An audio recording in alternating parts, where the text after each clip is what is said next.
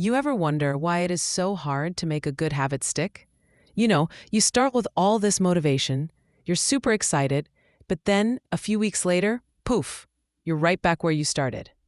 Well, what if I told you the problem isn't you, it's your system? Today, we're going to dive into the simple, but frankly life-changing framework from James Clear's Atomic Habits. Okay, it all starts with some pretty mind-blowing math. If you could just get 1% better at something each day for a year, the compounding effect is insane. You're not just a little better, you are almost 38 times better. But, and this is a big but, this sword cuts both ways. A tiny slip, just 1% worse each day, doesn't just set you back a bit.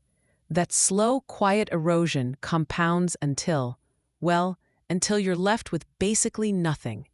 And that right there is the first huge idea, the incredible, almost unbelievable power of that tiny 1%. It's not about massive heroic efforts.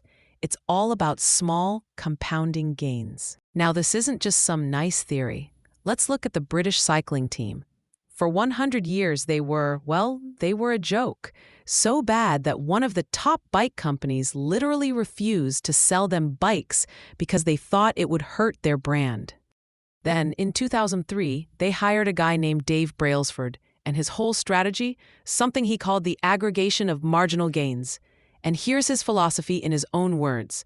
Brailsford and his team went on a hunt for 1% improvements in everything.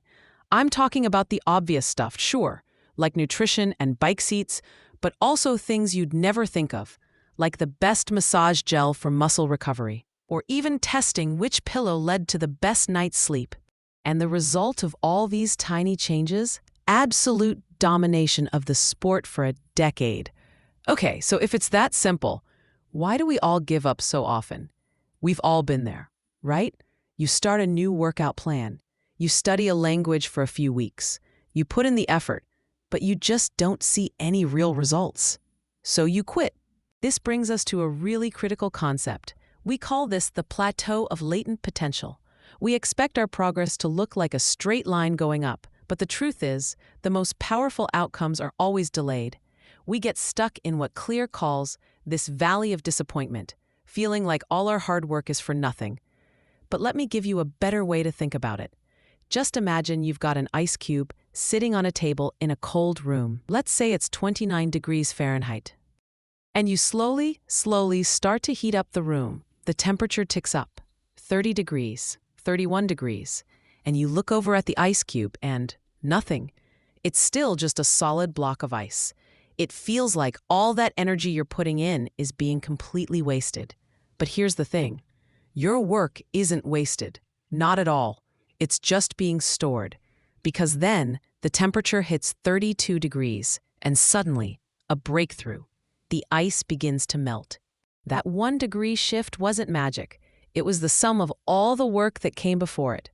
Your habits are exactly the same. You just have to stick with it long enough to hit your breakthrough point. So the big question is, how do we actually do that?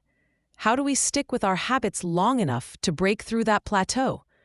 Well, this is where it gets super practical. Clear gives us an incredible system, the 4 laws of behavior change. This is the core of the whole book. A simple 4-step checklist you can use to build any good habit you want or flip it around to break any bad one. Let's walk through them. First up, make it obvious. We like to think we're in total control, but our environment shapes our behavior way more than we realize. So you have to design your environment for success. Want to practice guitar? Don't leave it in the case in the closet. Put it on a stand right in the middle of your living room so you can't miss it. You're making the good habit the easy, obvious choice. Law number 2, make it attractive. This one is all about hacking your brain's reward system. Our habits are basically dopamine-driven feedback loops. So you need to make the anticipation of doing the habit feel good. The best trick for this is temptation bundling. You pair something you need to do with something you really want to do. Like you only let yourself listen to your favorite true crime podcast while you're working out at the gym. Pretty soon, your brain starts to crave the workout because it means it gets the podcast. Okay, law 3, make it easy. This one might be the most important because it works with our human nature, not against it. We are wired to follow the path of least resistance. We conserve energy, so use that. The key tactic here is the 2-minute rule. Whatever new habit you want to start, scale it down so it takes less than 2 minutes. Read before bed feels like a chore. But read 1 page? Anyone can do that. You master the art of just showing up, and momentum will take care of the rest. And finally, Law 4, make it satisfying. Here's a simple truth about our brains. What is rewarded immediately gets repeated. The problem is the rewards for good habits, like getting fit or learning a skill, are often months away. So you have to invent an immediate reward. The easiest way? Habit tracking. Get a calendar, and every single day you do your habit, you draw a big X on that day. It's so simple, but seeing that chain grow provides the instant hit of satisfaction your brain needs. Your only job becomes don't break the chain. But here's the thing. These 4 laws, they're not just a collection of clever life hacks. They're all building towards something much bigger, the most profound idea in this entire framework. Because in the end, this isn't really about what you do. It's about who you become. Think about why most new habits fail. It's because we focus on the outcome, like, I want to lose 20 pounds. We should be focusing on the identity we want to build.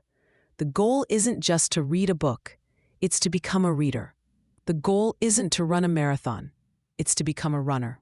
Lasting change is always identity change, and this, for me, is the most powerful sex in the whole book. Every action you take is like casting a vote for the type of person you want to become. Every time you lace up your shoes and go for a walk, you're casting a vote for, I'm a healthy person. Every time you write 1 paragraph, you're casting a vote for, I'm a writer. These tiny habits are the proof that builds your new identity. So you see, this isn't about some massive life-altering change you have to make overnight. It's about the small, almost insignificant choices you make day in and day out. Which brings us to the real question. What's the one tiny vote you're going to cast today for the person you want to become?